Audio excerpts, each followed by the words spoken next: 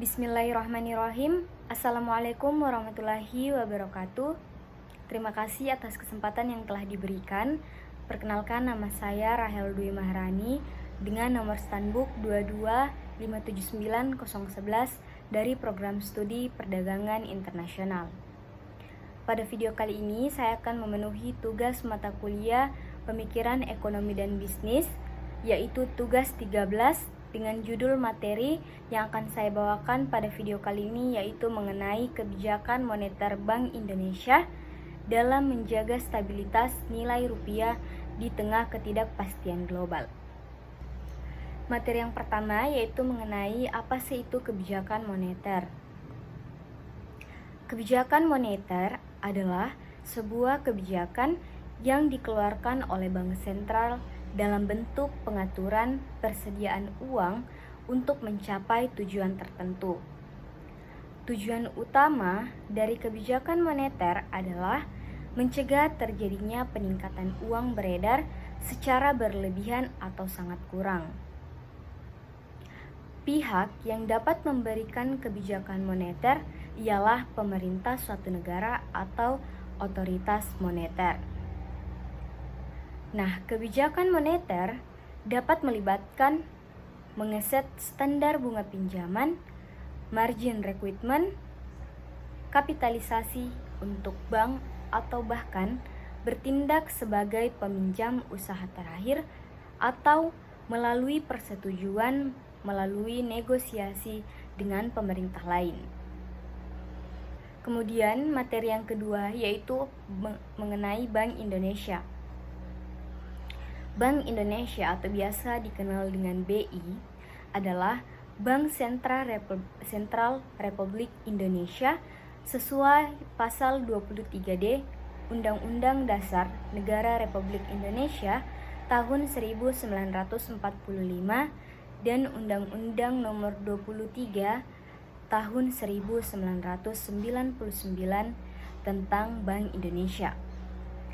Sebelum seluruh sahamnya dibeli oleh pemerintah Indonesia, bank ini awalnya merupakan perseroan terbatas terbuka atau TBK bernama De Javaske Bank N.V. atau DJB yang didirikan oleh Oktroy dan kemudian undang-undang pada masa pemerintahan Hindia Belanda.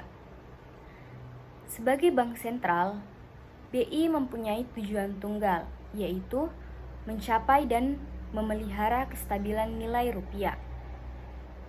Nah, kestabilan nilai rupiah ini mengandung dua dimensi, yaitu kestabilan nilai mata uang terhadap barang dan jasa, domestik atau inflasi, serta kestabilan terhadap mata uang negara lain atau disebut dengan kurs.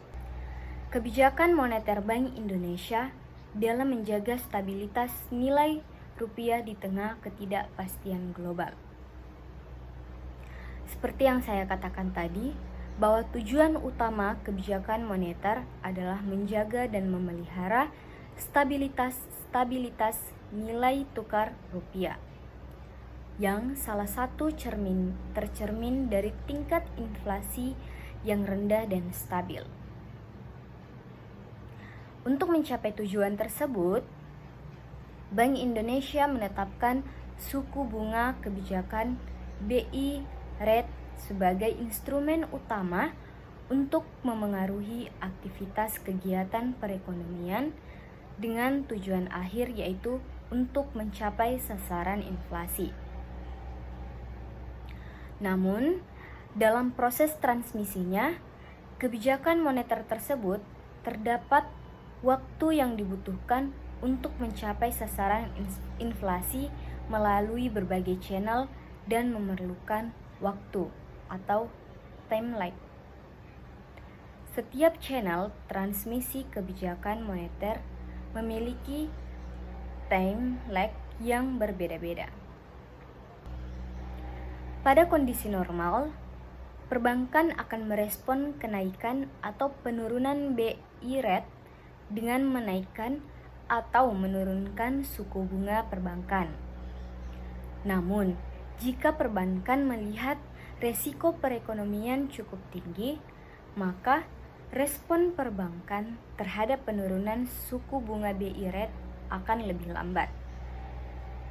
Nah, sebaliknya, jika perbankan sedang melakukan konsolidasi untuk memperbaiki permodalan, penurunan suku bunga kredit, dan peningkatan permintaan kredit tidak selalu direspon dengan menaikkan penyaluran kredit.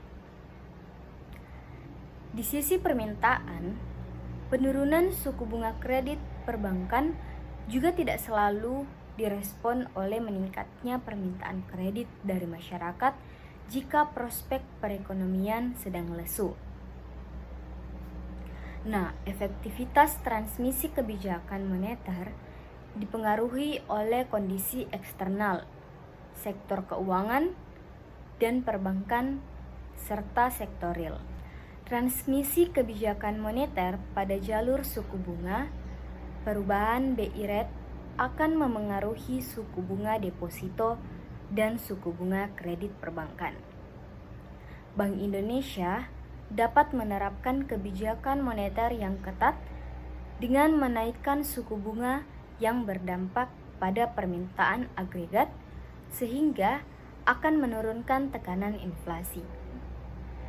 Sebaliknya, penurunan BI rate akan menurunkan suku bunga kredit sehingga meningkatkan permintaan kredit dari perusahaan dan rumah tangga. Penurunan suku bunga kredit juga akan menurunkan biaya modal perusahaan untuk investasi. Hal tersebut meningkatkan aktivitas konsumsi dan investasi serta mendorong pertumbuhan ekonomi. Nah, transmisi kebijakan pada jalur nilai tukar melalui perubahan suku bunga, BI rate akan memengaruhi nilai tukar. Jika BI rate naik, maka akan meningkatkan selisih antara suku bunga di Indonesia dengan suku bunga di luar negeri.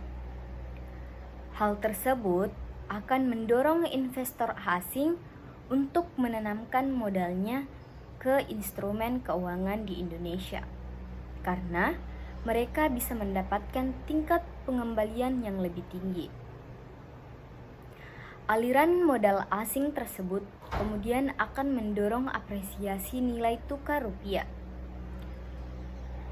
Apresiasi nilai tukar rupiah membuat harga barang impor menjadi lebih murah, sementara harga barang ekspor kita di luar negeri menjadi lebih mahal atau kurang kompetitif, sehingga dapat mendorong impor dan mengurangi ekspor. Adanya apresiasi rupiah kemudian akan berdampak pada penurunan tekanan inflasi. Perubahan suku bunga BI rate juga memengaruhi perekonomian makro melalui perubahan harga aset.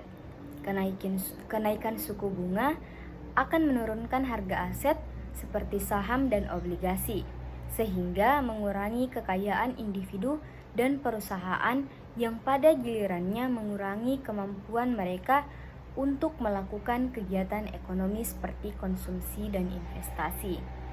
Hal ini mengurangi permintaan agregat sehingga menurunkan tekanan inflasi.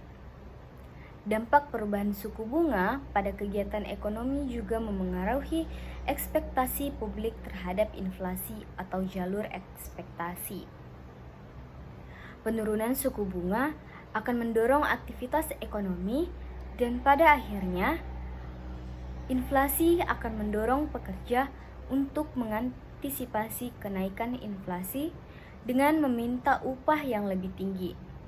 Nah, upah ini pada akhirnya akan dibebankan oleh produsen kepada konsumen melalui kenaikan harga. Sekian materi yang dapat saya sampaikan. Apabila ada kesalahan kata maupun informasi, saya memohon maaf sebesar-besarnya dan semoga apa yang saya sampaikan bisa bermanfaat bagi teman-teman yang menonton dan teman-teman bisa menerapkannya dalam kehidupan sehari-hari. Wabillahi taufiq wal hidayah. Wassalamualaikum warahmatullahi wabarakatuh.